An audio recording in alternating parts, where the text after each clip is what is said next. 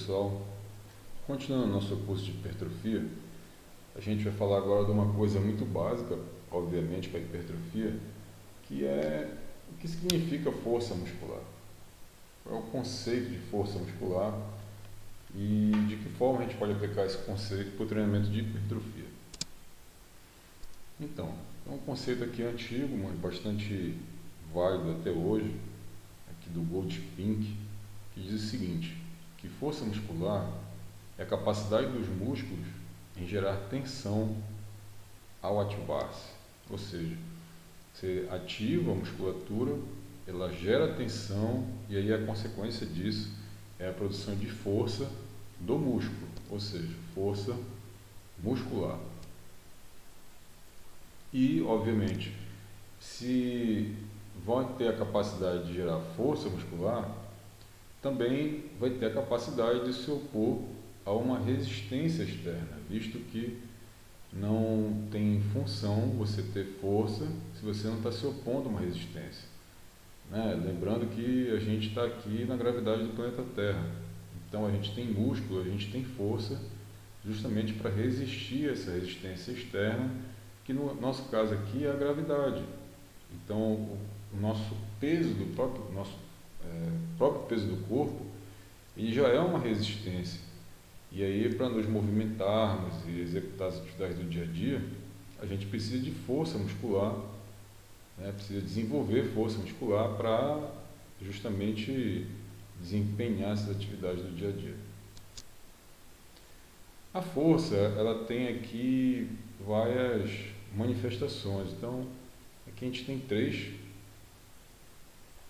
Alguns livros vão usar classificações diferentes, então eu prefiro essa aqui porque ela é mais simples. Então a gente tem a força máxima, a força explosiva, que é a nossa potência, e a resistência de força. Outras literaturas vão ainda surgir a chamada força dinâmica ou força hipertrófica. Mas assim, força hipertrófica não faz muito sentido porque hipertrofia não é qualidade física, então não é uma manifestação física, não é uma manifestação que está relacionada à força, é uma adaptação morfológica tecidual. E tem livro que vai classificar como força dinâmica. Ora, força dinâmica significa que tem movimento. Essas três aqui, elas podem ter movimento, pode ser isométrica, mas todas têm movimento, então fica redundante. Então por isso que eu gosto dessa classificação aqui de apenas essas três: força máxima, explosiva e força de resistência. Força máxima é o vigor máximo que um músculo ou grupamento muscular pode gerar. Aí quem falou isso aí foram os nossos queridos Wilmore e Koshio. Aqui um exemplo de um momento onde o atleta está fazendo uma transposição aqui para finalizar o movimento, e com certeza tem uma relação estreita aí com a produção de força máxima. Força explosiva. A força explosiva seria a junção da força máxima vezes a velocidade máxima, versus a velocidade máxima. Então, quando você tem um máximo de velocidade numa determinada força, você tem uma produção de potência.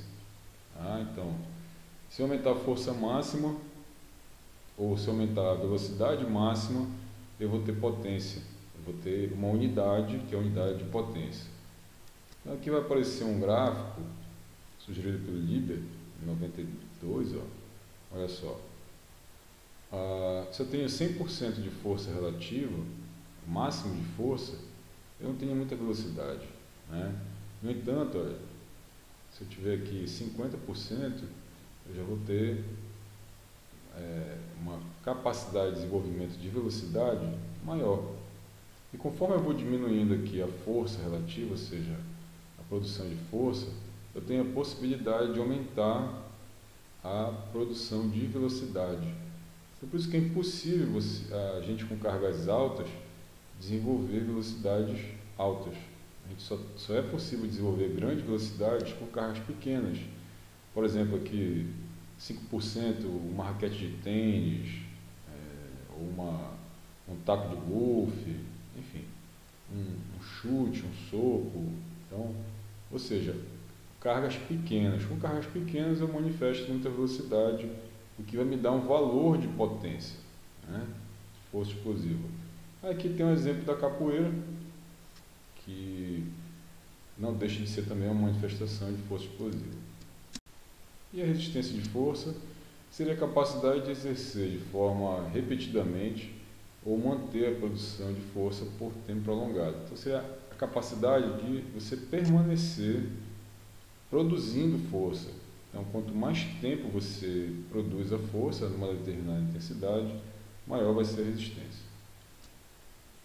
E aqui a gente tem um exemplo de resistência aeróbica, desse ciclista, que não deixa de ser resistência de força, né? Porque, afinal de contas, ele está produzindo força para tensionar ali o pedal da bicicleta para gerar deslocamento. E aqui a gente tem um outro exemplo de força isométrica máxima, nessa isometria que esse atleta está fazendo aqui na argola. Isso também é resistência de força. Só que repare, ao mesmo tempo que eu tenho uma resistência aqui de longa duração, eu também posso ter uma resistência de curta duração. Vai depender do quê? Da intensidade. Aqui está fazendo exercício aeróbico e aqui está fazendo exercício anaeróbico. Então, portanto, a duração desse exercício aqui obrigatoriamente vai ter que ser muito menor do que o ciclismo, por exemplo. Aqui a gente tem práticas esportivas que ilustram justamente essas manifestações da força. Aqui a gente tem o número 1, né?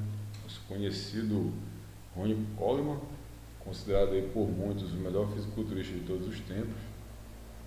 Ele é um exemplo de produção de força máxima também, né? Temos aqui o nosso querido corredor maratonista, né, que foi garfado lá na Olimpíada, ficou em terceiro, o Vanderlei, né? Força de resistência. Aqui a gente tem um atleta de ginástica, força explosiva. Aqui a gente tem uma mistura de muita força explosiva, mas também muito mais força do que velocidade. E aqui a gente tem a capoeira, que também é uma manifestação de potência, só que com menos carga do que esse número 4 aqui, por exemplo. Como o músculo produz força muscular? Obviamente pela contração muscular. Então, é a ativação das fibras musculares com tendência a encurtamento. E aí, a ativação das fibras, ela pode ser, a gente pode gerar essa força de forma estática ou de forma dinâmica. Então, eu posso simplesmente tensionar o músculo sem gerar movimento. Eu estou gerando força porque eu estou gerando contração muscular, mas não necessariamente gerando movimento. E aí, quando eu gero movimento, quando a gente encurta as fibras, ou seja, quando a gente contrai as fibras, eu tenho aqui força dinâmica concêntrica. Ou seja, o que significa essa força dinâmica concêntrica? Eu estou me aproximando do centro. E a força dinâmica excêntrica, eu estou me afastando do centro. Fatores que afetam a força muscular. Olha lá. São muitos fatores que afetam a força muscular. Então a gente tem aqui o nível de treinamento, o tipo de treinamento, se for treinamento de resistência ou treinamento de força, eu vou ter uma resposta diferente. A responsividade ao treinamento, a gente já viu em aulas anteriores a questão da individualidade biológica, vai variar muito de pessoa para pessoa. Obviamente, a idade, né? Se você pega uma pessoa jovem de 25 anos, ela vai ter uma capacidade de desenvolvimento de força diferente do idoso, por exemplo, com 80 anos de idade, já na menopausa ou na andropausa, como também ao mesmo tempo uma pessoa muito jovem, antes da puberdade, também não tem tanta capacidade de gerar força por conta da ausência dos hormônios sexuais, que vão gerar as caracteres secundárias e também ganho de força e massa muscular. O grupo muscular, a gente tem grupos que têm capacidades diferenciadas,